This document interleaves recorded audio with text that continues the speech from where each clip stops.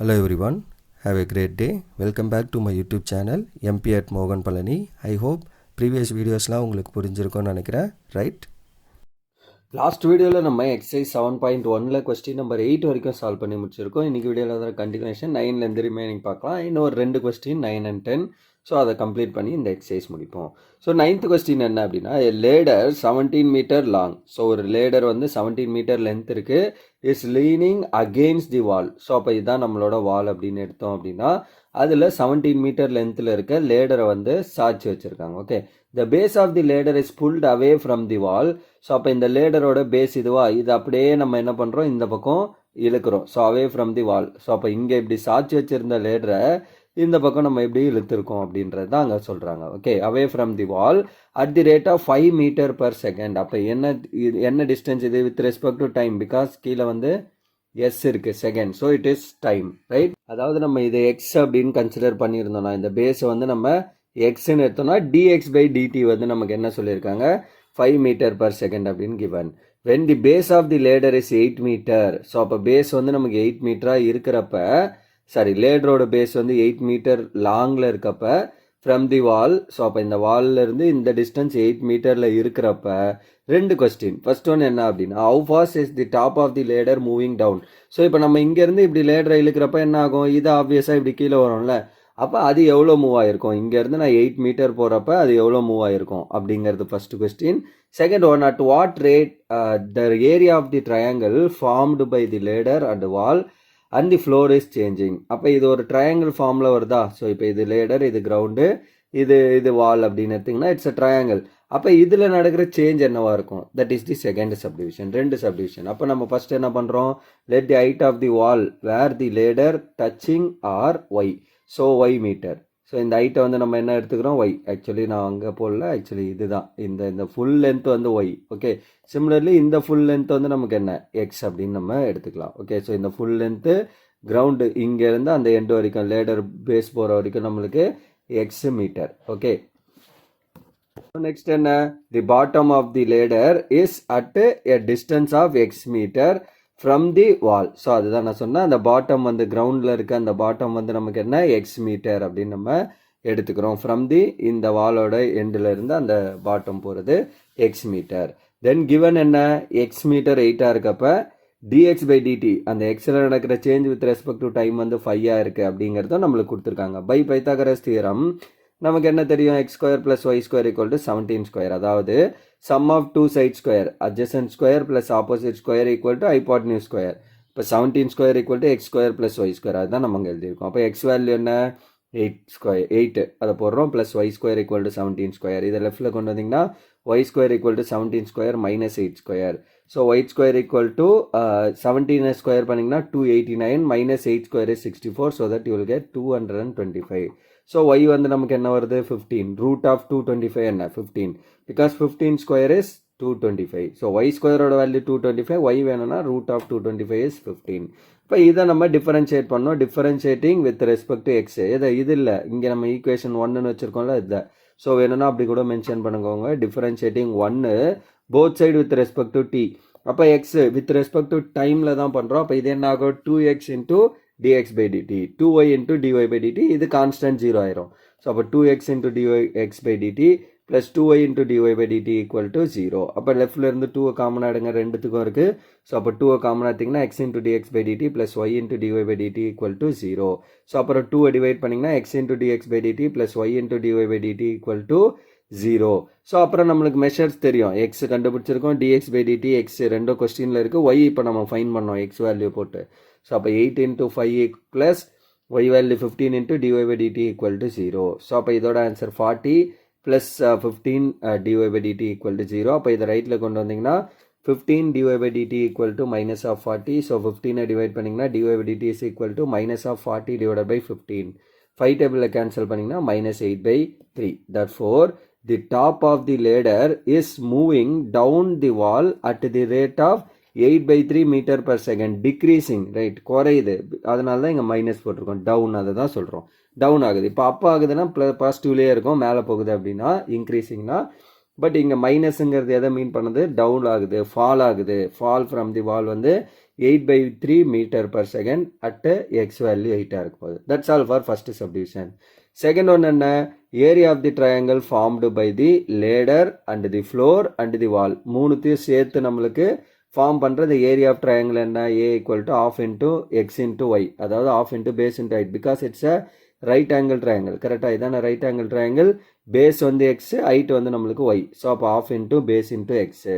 So அப்போ இதை differentiate பண்ணுங்கள். Differentiating both side with respect to t, ரெண்டு பக்கமும் டீயை பொறுத்து பண்ணால் ஏவை differentiate. So dA/dt equal to 1/2 into, so 1/2 into இது ரெண்டே டிஃபரன்ஷியேட் பண்ணோம். என்ன இருக்குது, ரெண்டும் ப்ராடக்ட்டில் இருக்குது. அப்போ என்ன பண்ணோம், யூவி மெத்தடில். யூ வந்து எக்ஸு, அப்போ யூ டேஷ் என்ன வரும், 1 dx/dtன்னு வரும் வித் ரெஸ்பெக்ட் டு டைமில் பண்ணுறப்ப. ஓகே, அதே மாதிரி v வந்து நமக்கு என்ன, y, அப்போ v டேஷ் என்ன வரும், dy/dt அப்படின்னு வந்துடும். Right, with respect to time பண்ணுறோம். ஸோ அப்போ dy/dt ஃபார்முலா என்ன, uv the whole dash equal to uv dash plus vu dash, அதான் எழுதியிருக்கேன். uv dash plus vu dash எழுதியாச்சு. அப்புறம் இந்த வேல்யூஸ் எல்லாம் போடுங்க. 1/2 into 8 into dy/dt வந்து -8/3 plus 15 into dx/dt வந்து 5, எல்லாத்தையும் சப்ஸ்டியூட் பண்ணுறோம். அப்போ இது -64/3 plus 75 அப்படின்னு வருது. 1/2 into, ஸோ 1/2 into இதை கிராஸ் பண்ணால் என்ன, -64 plus 225/3. ஸோ இது ரெண்டையும் ஆட் பண்ணிங்கன்னா 161. ஸோ அப்போ 1/2 into 161/3 which is 161/2 3 are 6. Divide பண்ணிங்கன்னா will get 26.83. therefore the ஏரியாவில் நடக்கிற change, therefore the area of the triangle is increasing at the rate of 26.83 meter square per second. So that is the answer for this question. Okay, so that's all for the question number 9. And the last question, question number 10 என்ன அப்படின்னா, a police jeep approaching an orthogonal intersection from the northern direction is chasing a speeding car that has turned and moving straight east. So அப்போ northern டைரக்ஷனில் இருக்க jeep ஈஸ்டில் போகிற அந்த காரை வந்து சேஸ் பண்ணுறாங்க. அதுதான் நமக்கு தெரியல ஆல்ரெடி, நார்த்து ஈஸ்ட்டு இங்கே இருக்கும், ஈஸ்ட்டு இது வெஸ்ட்டு இது சவுத்து. ரைட், ஸோ அப்போ நார்த்தனில் அந்த ஜீப் இருக்குது, இங்கே வந்து ஈஸ்ட்டில் கார் போகுது. ஃபாஸ்ட்டாக போகிற காரை சேஸ் பண்ணுறதுக்காக ட்ரை பண்ணுறாங்க. அதுதான் கொடுத்துருக்காங்க. when the jeep is 0.6 km north of the intersection and the car is 0.8 km east. So அதாவது இங்கேருந்து இந்த ஒய்யோட டிஸ்டன்ஸ் என்னென்னா 0.6, அதே மாதிரி இங்கேருந்து எக்ஸோட டிஸ்டன்ஸ் என்ன சொல்லியிருக்காங்கன்னா 0.8 கிலோமீட்டர். ஓகே, ஸோ இது இங்கே தான் ஜீப் இது இந்த ரோவில் இருக்குது, அண்டு கார் இங்கே இருக்குது. இந்த டிஸ்டன்ஸ் 0.6, இந்த டிஸ்டன்ஸ் 0.8. இனிஷியலி இதுதான் given observation. The police determine with the radar that the distance between, the police determine with the radar that the distance between them and the car is increasing at 20 km/h. அப்போ இங்கே என்ன சொல்கிறாங்க, km/h with respect to time டினாமினேட்டரில் இருக்குது. Okay, if the jeep is moving at 60 km/h at the instant of measurement, what is the speed of the car? அந்த speed of the car என்னங்கிறத fine பண்ணும். அப்போ ஃபஸ்ட்டு கிவன் என்ன, X வந்து 0.8, அதான் நான் சொன்னேன் கொஸ்டின்லேருந்து. ஒய் வந்து 0.6. dy/dt அதாவது இந்த ஜீப்போட நடக்கிற டிஸ்டன்ஸ் வந்து -60, பிகாஸ் அவங்க சொல்லியிருக்கிறது jeep is moving at 60 km/h at the instant of measurement. Initially 60 km/h and ds/dtயோட ஆன்சர் என்ன, 20 km/h ஸ்பீடில் நடக்கிற change. Okay, from the figure அந்த டயக்ராமில் இருந்து which creates again a right angle triangle. So அப்போ பை பித்தாகரஸ் தியரம் என்ன பண்ணலாம், hypotenuse square equal to opposite square plus adjacent square, அதாவது s square equal to x square plus y square எழுதிக்கலாம். So எக்ஸோட value 0.8, so 0.8 square plus 0.6 square equal to s square. So இதை square பண்ணிங்கன்னா 0.64 plus 0.36, 6 square பண்ணிங்கன்னா ரெண்டு add பண்ணால் என்ன, 1.0 which is 1.